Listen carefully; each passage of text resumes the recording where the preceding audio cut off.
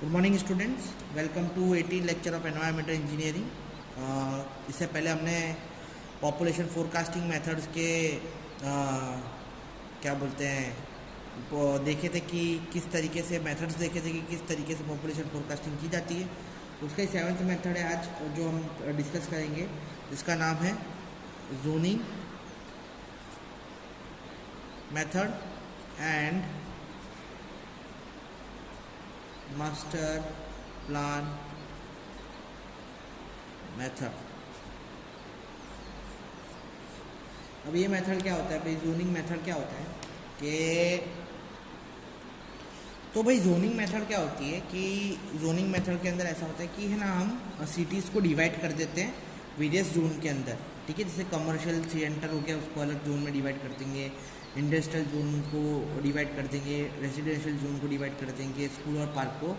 तो हमारा जो फ्यूचर एक्सपांसन हो रहा है सिटी का वो हमको पता चलता रहेगा। ठीक है, कैसे पता चलता रहेगा? तो फ्यूचर एक्सपांशन है जो सिटीज़ का, हम उसको स्ट्रिक्टली रेगुलेट करेंगे by various law of corporation. ठीक है, लोकल बॉडीज़ के हिसाब से according to the master plan. जैसे कि अब सिंपल सा एक एग्जांपल लेते हैं कि एक रेजिडेंशियल एरिया जोन के अंदर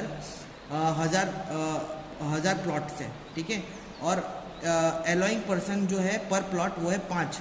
ठीक है, तो 5 × 1000 कर देंगे तो हमको फुल्ली पता चल जाएगा कि 5000 पर्सन हमको फुल्ली डेवलप कंट्री के लिए हमको चाहिए। ठीक है, एक रेजिडेंशियल जोन के लिए, ठीक है, हम एक फैमिली के लिए हम ऐसा अलाउ करते हैं कि 5 पर्सन एक फैमिली के अंदर रहेगी। ठीक है, और 1000 एकड़ का हमारे पास 1000 का प्लॉट है, 1000 एरिया का प्लॉट पड़ा है हमारे पास। तो हमने एक प्लॉट के अंदर 5 पर्सन का अंदाज़ा लगा के चल रहे, तो हमको पता चल जाएगा कि 5000 पर्सन हो जाएंगे, यानी अपना डेवलपिंग सिटी हो जाएगा। ठीक है, अब 5000 पर्सन हो गए वहाँ पे एक प्लॉट के अंदर, तो हम क्या करेंगे, जो हमारा वाटर सप्लाई का जो रेशियो हमको बहुत इजीली मिल जाएगा, तो वाटर सप्लाई हम इजीली डिस्ट्रीब्यूट कर सकते हैं। तो इसका अगर डेफिनेशन लिखा जाए तो किस तरीके से लिखेंगे? द सिटी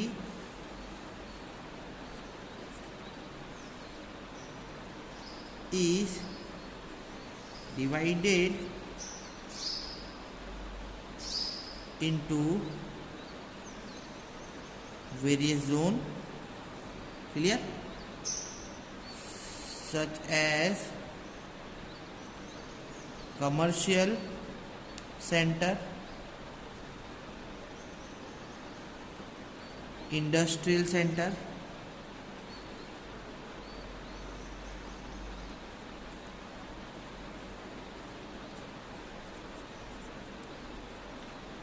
ठीक है, फिर residential centre, residential area,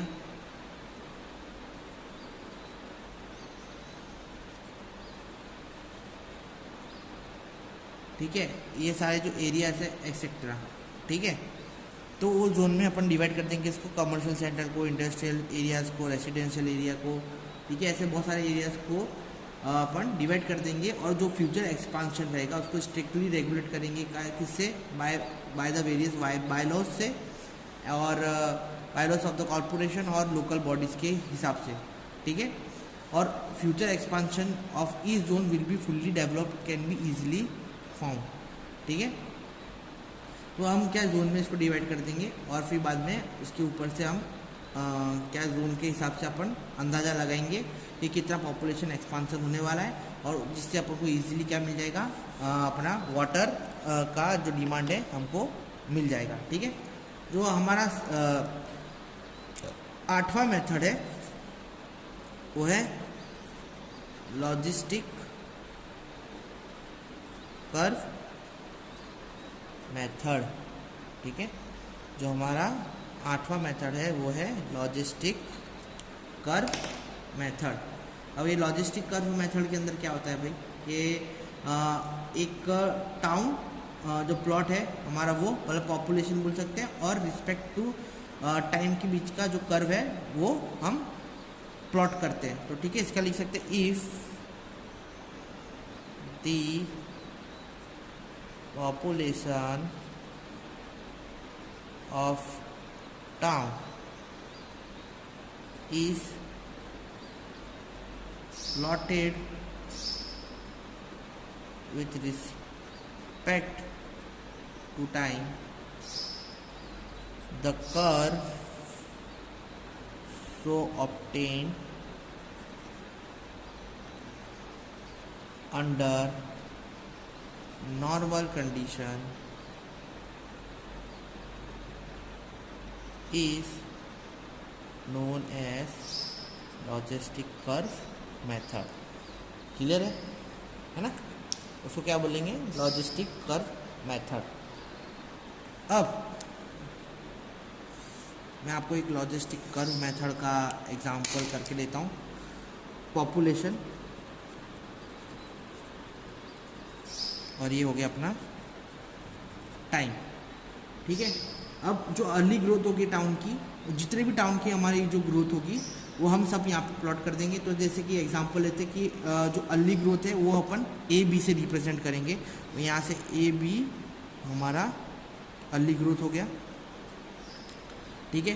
early growth को अपन ऐसे लिख सकते हैं, differentiation of population divided by differentiation of time. ठीक है. Is proportional to the population P. Clear है? Population at the time of origin ऐसा लिख सकते हैं. ठीक है. फिर ए से बी का जो अपन को ये क्या दिखा रहा है, यहाँ अपन को दिखा रहा है क्या? Initial earlier growth. ठीक है. अब ग्रोथ ऑफ क्या बोलते हैं, बी टू डी, यानी अपन को जो कांस्टेंट ग्रोथ दिखानी है वो अपन बी टू डी में दिखाएंगे जो टाउन की ग्रोथ है. ठीक है. बी टू डी में अपन क्या दिखाएंगे? कांस्टेंट ग्रोथ दिखाएंगे, जिसको अपन बोल सकते हैं d P upon D t is equal to constant. ऐसा बोल सकते हैं यहाँ पे अपन इसको, ऐसा ये कांस्टेंट रेट हो गई. ठीक है. और इसके बीच में अपन को क्या मिलेगा? बी डी के बीच के में अपन को एक पॉइंट सी मिलेगा, जिसको अपन क्या बोलेंगे? Point of inflection. ठीक है. इसको क्या बोलेंगे अपन? पॉइंट ऑफ इन्फ्लेक्शन, जहाँ पे हमारी जो ग्रोथ है वो मैक्सिमम अपन को मिलेगी, मैक्सिमम ग्रोथ अपन को मिलने वाली है. ठीक है. तो ये अपना ये इतना हो गया. अब जो अपन को मैक्सिमम जो ग्रोथ की आई है वो जो हमारा जो लेटरल ग्रोथ रेट आएगा, डिक्रीज रेट आएगा, उसको अपन किससे करेंगे? डी टू टी पे अपन उसको डिनोट करेंगे. ठीक है. समझ में? अब किस तरीके से ये जो कर्व है वो काम करता है वो मैं आपको बताता हूँ. ठीक है. तो ये जो पॉइंट है ई, ये अपना हो गया सैचुरेशन पॉइंट, यानी सबसे ज़्यादा मैक्सिमम जो हमारे ग्रोथ हुई है टाउन की वो ये ई से डिनोट करी गई है. ठीक है. और ये हमारा हो गया सैचुरेशन वैल्यू. यहाँ पे जो वैल्यू आएगी वो आएगी सैचुरेशन वैल्यू मिलेगी अपन को, जिसको अपन पी एस से डिनोट करेंगे. ठीक है. और सैचुरेशन कर्व को अपन किससे? D P upon D T proportional to P S minus P, यानी saturation value minus original value. ठीक है. तो अपन को डिफ्रेंशिएशन मिल जाएगा, है ना. तो ये अपन को क्या बोलते हैं? ए एस कर्व, अपन को एस कर्व जैसा जो दिख रहा है यहाँ पे, उसको अपन क्या बोलेंगे? लॉजिस्टिक कर्व बोलेंगे with respect to time and with the origin A. ठीक है. अब ये जो अपन को मिला ना क्या बोलते हैं कर्व, तो ये अपन को लॉजिस्टिक कर्व मिला. ठीक है.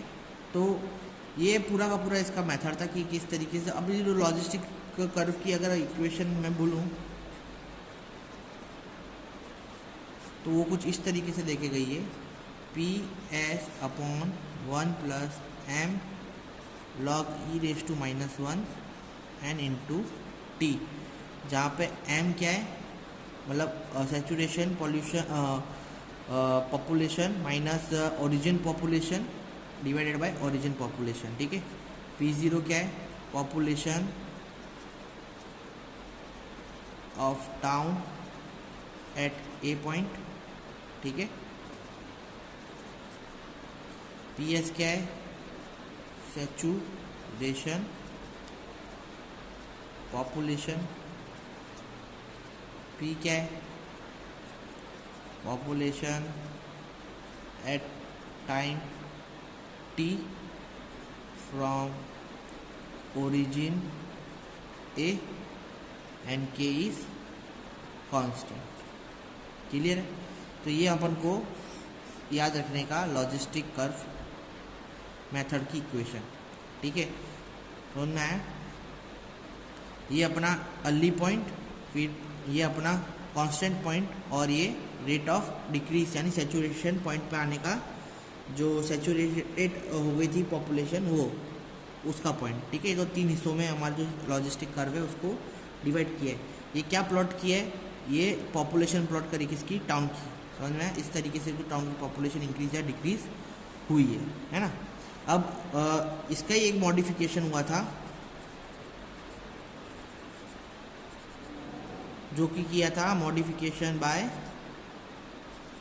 मिस्टर MC लिन। ठीक है, उनने क्या किया था? 3 पेयर, ठीक है, करेक्टरिस्टिक दिए थे। 3 पेयर की करेक्टरिस्टिक दी थी जिसकी वैल्यू थी P0, P1, P2। ठीक है, at time T0, T1 and T2। ठीक है, फिर extending the over useful range of the population as so choose that T0 is equal to 0, T2 is equal to T1 and the value of PS, M and N can be obtained by the following equation। ठीक है, जिसके अंदर जो extended over range useful range जो population के लिए रखी गई थी, तो उसमें ऐसा बोला था कि T0 0 रहेगा और T2 2T1 रहेगा। ठीक है, और PS, M और N की जो वैल्यू है वो ये जो मैं इक्वेशन लिख रहा हूँ उसके ऊपर से अपन को मिलेगी। 2P0 P1 P2 minus P1 का square P0 plus P2 divided by P0 into P2 minus P1 का स्क्वायर, जिसके अंदर M, हमारा जो M है वो PS P0 अपॉन P0 है, और जो N है वो है 2.3 T1 log 10 P0 PS minus P1 divided by P1 PS minus P0 वाला दिया हुआ है। ठीक है, तो ये जो इक्वेशन है 1, 2 और ये तीसरी इक्वेशन आपको याद रखनी है। क्लियर? समझ में आया? नहीं आया तो कल पूछ लेना, और आया तो सीख लेना। ठीक है, तो इस तरीके से ये जो लॉजिस्टिक कर्व मेथड है वो काम करता है। ठीक है, अब फटाफट एक सम ले लेते हैं जो कि GTU में पूछा गया है। ठीक है, और ये सम देख लेते हैं कि किस तरीके से वो सम को अपन परफॉर्म करते हैं, और फिर आगे आपको आगे भी जो बहुत सारे सम्स है वो आपको परफॉर्म करना है। ठीक है, अब जैसे कि आप अपने स्क्रीन पे एक एग्जांपल देख सकते होंगे कि भाई कैलकुलेशन ऑफ पॉपुलेशन बोला है। आफ्टर 2 डिकेड के बाद जो पॉपुलेशन है हमको फाइंड करनी है, यानी 2020 एंड 2030 की हमको पॉपुलेशन फाइंड करने के लिए इसके अंदर बोला गया है। ठीक है, आफ्टर 2 डिकेड्स का जो पॉपुलेशन है वो कितना होगा वो हमको फाइंड करना है। तो अभी इसके अंदर कोई मेथड दिया नहीं है, तो हमारे को जो यहाँ पे मेथड दिख रहा है 2 मेथड से, अर्थमेटिकल इंक्रीज मेथड और जियोमेट्रिकल इंक्रीज मेथड से अपन जो पॉपुलेशन है वो इसकी फाइंड करेंगे। समझ में? अब क्या करने का अपन को, सबसे पहले मैं यहाँ पे 2 हिस्से में डिवाइड कर देता हूँ। यहाँ पे अपन करेंगे अर्थमेटिकल इंक्रीज मेथड। ठीक है, उससे अपन फॉरकास्टिंग करेंगे, और जियोमेट्रिकल इंक्रीज मेथड से फोरकास्टिंग अपन करेंगे। क्लियर है? 2 तरीके से अपन फोरकास्टिंग मेथड अपन यूज़ करेंगे। ठीक है, अब अर्थमेटिकल सबसे पहले पकड़ते हैं। तो अर्थमेटिकल इंक्रीज मेथड में सबसे पहले अपन को क्या करने का, ईयर और पॉपुलेशन दोनों लिख देने की वापस से। 1980, 1990, 2000, 2010। समझ में? यहाँ पे 25,000 1980 में हुआ था, टू 25,000, 28,000। 1919 में पॉपुलेशन का जो काउंट है वो अपन को दिया गया था 34,000 2000 में दिया गया था, और 42,000 अपन को 2010 में दिया गया था। ठीक है, अब मेरे को देखना है कि इसके अंदर इंक्रीज कितनी हो रही है पॉपुलेशन। ठीक है,